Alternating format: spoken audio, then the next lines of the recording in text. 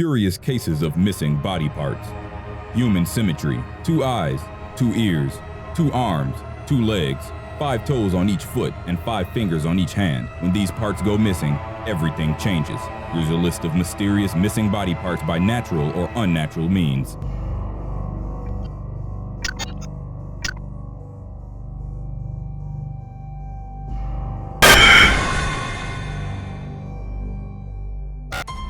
Number 9. Bethany Hamilton.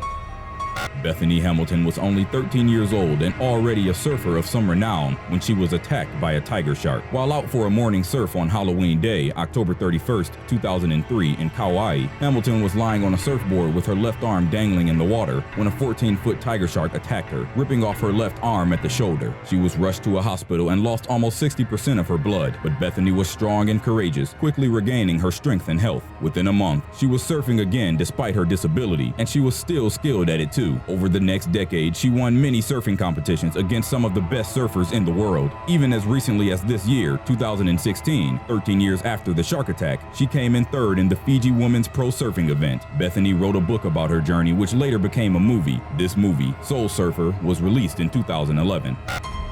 Number 8. Lynn June.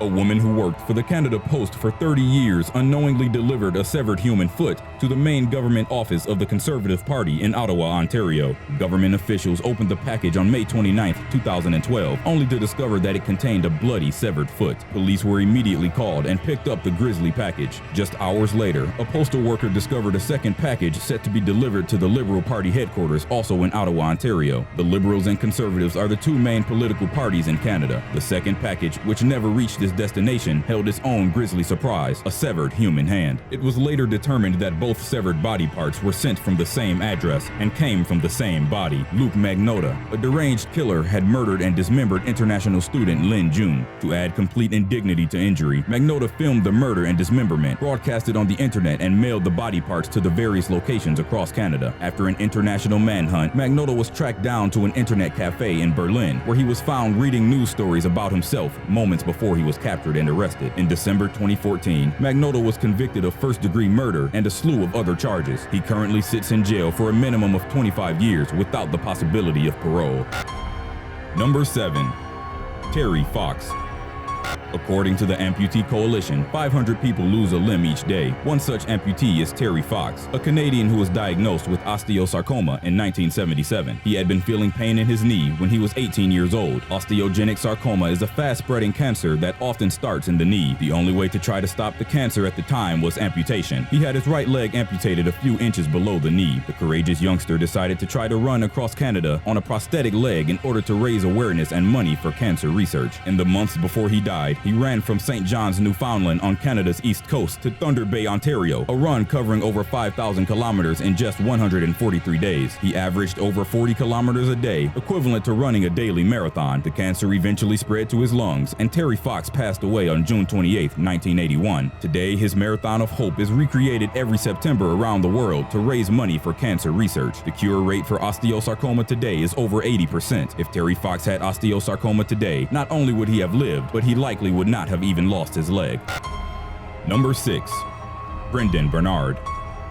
A severed forearm, cut at the elbow and wrist, was found floating down the Maribyrnong River in Victoria, Australia on February 5, 2015. The only clue to the murder victim's identity was the distinctive tattoo of an orange and green devil linked into the forearm. Police released images of the tattoo in hopes of finding out who the forearm belonged to. Several kilometers up the river, other body parts were discovered in a black garbage bag. Great care was taken in all cases to try to erase any traces of the victim's identity. Less than a week after the discovery, a family member walked into the police station to tell them they knew the identity of the victim, who had not even been listed as a missing person yet. The police report of the distinctive tattoo was the first time the family heard of harm having come to the victim. As it turned out, the forearm belonged to 32-year-old Brendon Bernard. He had been beaten and killed over a broken $60 drug deal. He had also been left in an apartment bathtub for a week until the smell became too overwhelming. Bernard was then dismembered and thrown by parts into the river. In the end, it was the devil that identified him.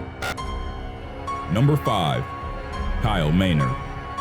Congenital amputees refers to those who are born with a missing limb or limbs. Kyle Maynard was born on March 24, 1986, with a rare condition that prevented the growth of fetal limbs. He was born with no ends to his arms or legs, so no feet or hands. Despite these astronomical odds, Maynard pursued athletics with a passion. Throughout his school years, he participated successfully in football and wrestling. He lost his first 35 wrestling matches before finally emerging as a wrestling champion in high school. In 1984, he won the ESPN ESPY Award for Best Athlete with a Disability. Still not done, Maynard went on to write a best-selling autobiography titled No Excuses, the true story of a congenital amputee who became a champion in wrestling and in life. He also decided to take on the challenge of scaling mountains. On January 15, 2012, Maynard completed the climb of Mount Kilimanjaro without the aid of prosthetics. He became the first quadruple amputee to accomplish the phenomenal climb.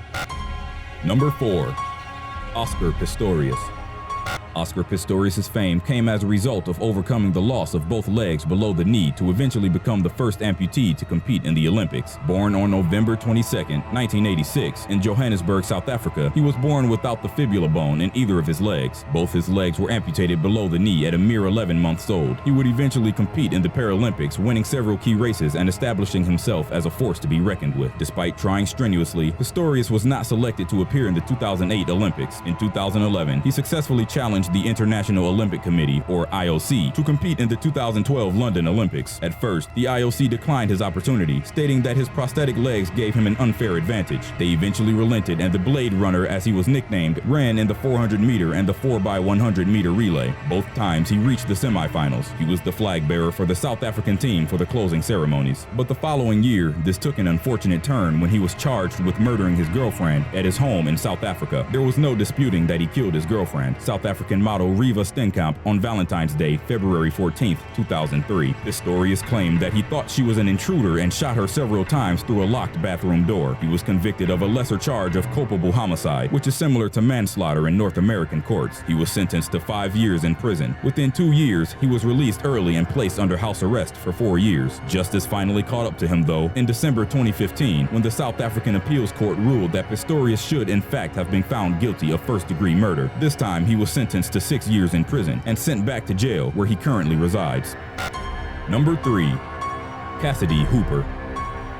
19-year-old Cassidy Hooper of Charlotte, North Carolina, was born with no eyes and no nose. This type of facial abnormality from birth is very rare because fetuses in this condition are usually aborted. Cassidy's parents elected to have the child, and Cassidy Hooper now is a testament to courage and determination. From the age of 11, she started receiving a series of skin grafts and facial reconstructions to prepare her for the addition of a surgically implanted nose. A nose is difficult to implant as it must be constructed in stages. She finally had the nose surgically added in 2013. She also has 2 prosthetic eyes that cost $10,000 each. Though faced with an enormous life challenge due to unique and difficult circumstances, Cassidy is often quoted as saying her life is awesome. Number 2. Dick Hilburn. Dick Hilburn, the quarterman, was born in Blandonboro, North Carolina in 1918. He was born with only one complete right arm. He had no legs and his left arm ended at the elbow. A small foot with only 2 small toes grew out of his left hip. Hilburn was a smart man and, despite his disabilities, carved out a comfortable living for himself as a tattoo artist and billboard painter. He also ran his own sideshow. He added a partner to his sideshow, Carl Norwood, or the Frog Boy. Norwood was a peristomatic dwarf, or a dwarf with twisted limbs. The sideshow provided very well for both Hilburn and Norwood. In the off-season, the two operated a diner. Hilburn was also successful in life, marrying an able-bodied woman and living comfortably until his death in 1971 at the age of 53 years old. Number 1. The Salish Sea Foot Discoveries.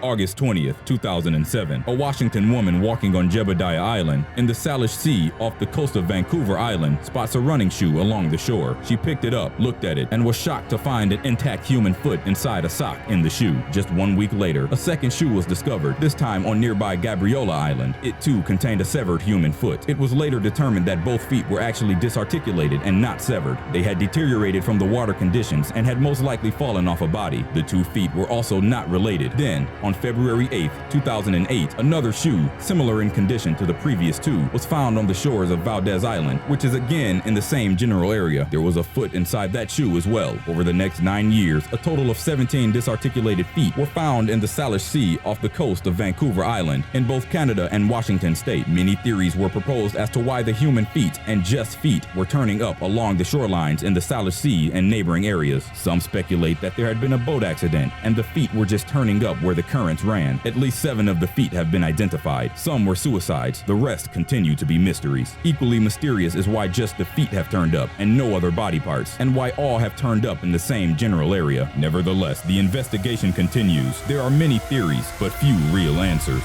Find out more about fatal entities that will kill you by subscribing or clicking on one of the links below.